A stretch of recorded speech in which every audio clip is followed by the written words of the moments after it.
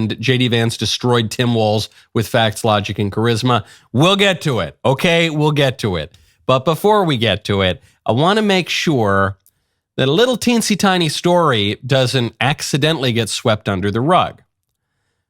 The ineligible voter scandal in Arizona, maybe you've heard about it, probably you haven't, unless you're watching this show, doubled yesterday. Now, this new data set, as they're calling it, brings the total number of people impacted to 218,000 instead of the 98,000 we first reported.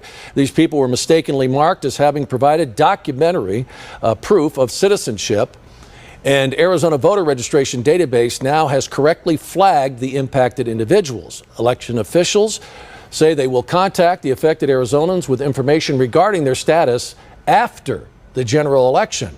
That means for now, the Arizona Supreme Court's ruling is going to stay that impacted voters, that includes all of them, will still be able to vote. Oops. Oopsie daisy.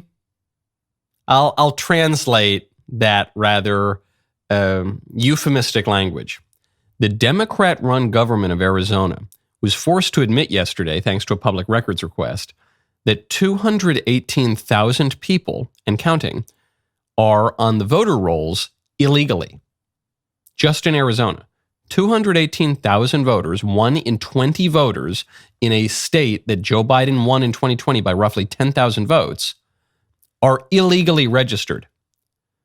The news media are reporting this as an accidental glitch in voter registrations. Oopsie daisy.